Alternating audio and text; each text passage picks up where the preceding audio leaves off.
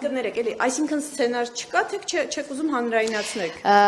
Միտքը կա, գաղափարը կա եւ հետագայում արդեն ընթացքը ցույց կտա։ Իսկ ինչու պետք է արտահերթ ընտրություններ լինեն Գյումրիում, Տիկին Ղազարյան։ Որովհետեւ տեսնում ենք, թե ինչպես է Գյումրիի քաղաքապետը ձախողել ողջ ընթացակարգը եւ մենք թե ձայնագրություններին ենք ականատես լինում, թե տեսնում ենք, թե ինչ ընթացք է գնում եւ հասկանում ենք, որ այնտեղ անհրաժեշտ են արտահերթ ընտրություններ։ Ձայնագրությունները կարող է իրավական պրոցես։ Դե իրավական պրոցեսները,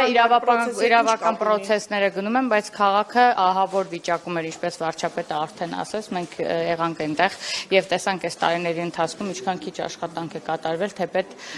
հնարավորինս համահարթեցման շրջանակներում մենք բոլոր համայնքներին ֆինանսավորում տրամադրում ենք ըստ համայնքների առաջնահերթությունների եւ այլն, բայց քաղաքը արագ վերականգնման կարիք ունի, հետեւաբար նոր կառավարում պետքա լինի, որպեսզի կարողանան շատ լավ աշխատել եւ քաղաքը վերականգնել, որպեսզի այսպիսի խնդիրների առաջ չկանգնենք։ Եկեք Գյումրիից ասենք, այսքան կարող եմ ասեմ։ Բայց դուք այնտեղ Բայց դուք գիտեք, որ կոալիցիոն կառավարման ընթացքում ինչպես էր աշխատում Գյումրու ավականին, չէր աշխատում համարյա, ոչ մի բան ընթացակարգեր չէր, ոչ մի առաջարկ չէր ընդունվում եւ աշխատանքները առաջ չէին գնում, որի արդյունքում գնացինք նոր ընտրությունների, կոալիցիան խզվեց, որովհետեւ աշխատանքներ չէին կարողանում իրականացնել մեր ավականին։ Դե որ գնանք Գյումրիում փողոցներով քայլենք, չէ, դե լավ, եկեք սիրել,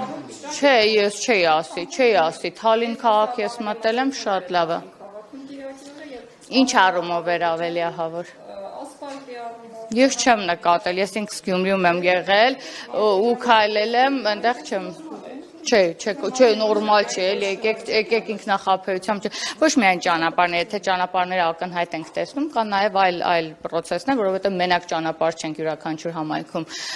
վերականգնում կամ ասֆալտապատում չենք իրականացնում, կան շատ ծրագրեր, որոնք որ իրականում չկարողացանք կյանքի կոչել, թե նախորդ կոալիցիոն կառավարման ժամանակ եւ թե հիմա, քիչ-քիչ եմ հիշում։